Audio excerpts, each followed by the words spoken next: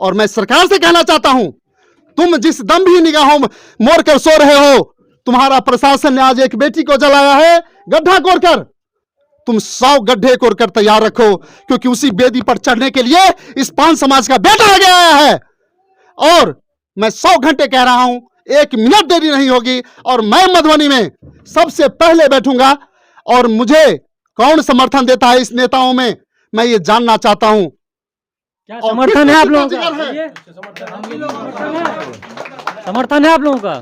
ठीक है, समर्थित है। अरे आप युवा हैं, आपको फुल मैं दोस्तों नमस्कार। इस वक्त मैं हूं घोघडिया प्रखंड के हुलासपट्टी गांव में, जो कि आपको पता होगा कि पिछले 1-2 महीने पहले जो है 27 अगस्त को इंदु कुमारी नाम की लड़की का जो है रात में अपहरण किया जाता है, उसके साथ सामूहिक दुष्कर्म होता है, उसके बाद उसकी हत्या भी कर दी जाती है और उसके बाद जो है लाश को इसी बरामदे से जो है जबरन उठा करके दफना दिया जाता है।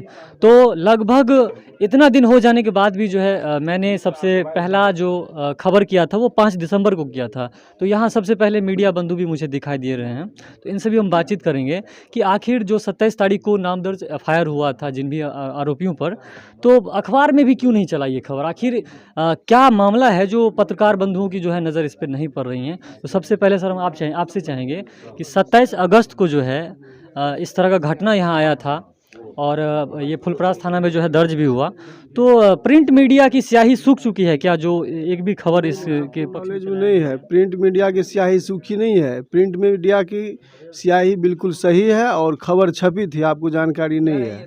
प्रभात खबर में खबर छपी थी, उस समय के अखबार को आप लोग देख लीजिए। जहाँ तक मुझे जानकारी मिला था दोस्तों नहीं चली है, अब ये कह रहे हैं। अब उस खबर के अखबार को बिल्कुल छपी थी खबर। आपके पास कटिंग्स वगैरह नहीं, कटिंग्स अब हम लोग थोड़ी रखते हैं रोज की छाप करके कटिंग्स। चलिए कोई बात नहीं, अखबार आप निकलवा लीजिए, खबर छपी थी। तो 27 तारीख के नाम पर जो है सर नाम दर्ज FIR हुआ था इंदु कुमारी नाम की लड़की का। और आज देखिए दोस्त, ये समाज है, यहाँ ना कोई बड़ा है ना छोटा है, और समाज में जो भी दबे कुछ लोग हैं उनकी मदद करना कहीं ना कहीं समाज का कर्तव्य भी है। तो आज यहाँ पर इंदु कुमारी के हक के लिए, के न्याय के लिए, क्योंकि इंदु कुमारी तो अब चली गई इस दुनिया से, लेकिन जो उनके दोषी हैं उनको सज़ा मिले और उसी से जो है इंदु कुमारी के आत्मा को जो है कहीं ना कहीं शांति मिलेगी। इसके लिए यहाँ पर जो है समाज से विभिन्न लोग आए हुए हैं, सब सम्मानित हैं। इन सबसे हम बातचीत करेंगे जो आगे ये लोग क्या कुछ करेंगे। मैं विश्वनाथ दास मधुबनी से आया हूँ और आज ही दिल्ली से लौटा हूँ और सकरी में ही सारा सामान छोड़ के मैं यहाँ आ गया हूँ। मैं आपको बताना चाहता हूँ, सबसे पहले मैं आपके मधुबनी न्यूज़ का बहुत बड़ा आभारी हूँ, जो आपने ये साबित कर दिया कि मेरी तीसरी आंखें मरी नहीं है। आपने ये साबित किया। और मैं यहाँ के प्रत्येक सभी जाति के लोगों से कहना चाहता हूँ, आदमखोरों की एक जात होती है जो अपनी माँ के भी ब्लाउज की ओर उसी निगाह से देखती है जैसा उसका नियत होता है, और अपनी बहन के भी साड़ी के डोरी को उसी निगाह से देखता है, उसी निगाहों से देखता है जैसा उसकी निगाहें होती है। और मैं विश्वनाथ बाबू, मैं प्रशासन से कहना चाहता हूं कि मेरे पास कुछ ऐसे स्पेशल नहीं है, मेरे पास कुछ भी स्पेशल नहीं है। आज मेरी बेटी की इज्जत गई है, तो मेरे तन पर कपड़े के नीचे कुछ छुपी नहीं है। 100 घंटे मैं प्रशासन को देता हूं, मधुबनी प्रशासन को 100 घंटे। अगर 100 घंटे में संतोषजनक कार्रवाई सामने नहीं दिखी तो 100 घंटे के बाद मैं मधुबनी में आंदोलन करूंगा और पूर्ण नग्न आंदोलन करूंगा। और मैं यहाँ के तमाम नेताओं से कहना चाहता हूं, अगर थोड़ी भी आप में हया बची हो तो आज उस मृत आत्मा को अपना गोद लीजिए और अपने बेटी मानिए आज से ही। और मैं पूरे प्रशासन को ही नहीं, अगर मैं मधुबनी में 100 घंटे में अगर स्थिति सामने नहीं आई तो मैं सिर्फ इस प्रशासन के खिलाफ नहीं, मैं मधुबनी प्रशासन के खिलाफ लड़ूंगा। और जब तक प्रशासन पर निंदनीय कार्रवाई सरकार नहीं करती है तब तक हम वहां से उठने वाले नहीं हैं। और मैं सरकार से कहना चाहता हूं, बिहार सरकार से, तुम जिस दम भी निगाहों मोड़ कर सो रहे हो, तुम्हारा प्रशासन ने आज एक बेटी को जलाया है गड्ढा कोड़कर। तुम 100 गड्ढे कोर कर तैयार रखो, क्योंकि उसी बेदी पर चढ़ने के लिए इस पान समाज का बेटा आगे आया है। और मैं 100 घंटे कह रहा हूं, 1 मिनट देरी नहीं होगी और मैं मधुबनी में सबसे पहले बैठूंगा। और मुझे कौन समर्थन देता है इस नेताओं में, मैं ये जानना चाहता हूं। क्या और समर्थन किस है आप प्रति लोगों का का? जिगर है? ये समर्थन है आप लोगों का? ठीक है, समर्थित है। अरे आप युवा हैं, आपको फुल मैं कह रहा हूं, जी। और मैं अगर बिहार सरकार के सेवा को भी लात मारा हूं तो नस नस में समाज सेवा भरी हुई है। अच्छा, और सरकारी मैं नौकरी कहना छोड़ चाहता दी हूं, आपने, समझ जी गया। हाँ, और मैं खासकर आपके प्रति आभारी हूं, इस न्यूज के प्रति आभारी हूं। मुझे संडे को रात में, जो संडे बीती है उस रात में मुझे पता चला, क्योंकि मंडे को मुझे जाना था दिल्ली, मैं गया, मुझे कल का प्लेन का टिकट था, लेकिन मैंने कैंसिल करा कर आज ही आया हूं। और मैं घर नहीं गया, मेरे बच्चे इंतजार कर रहे हैं, मेरी माँ बीमार है, लेकिन मैं घर नहीं गया, सकरी में ही अपना सब कुछ छोड़कर और सीधे वहां से चल दिया हूं, यही देखने के लिए।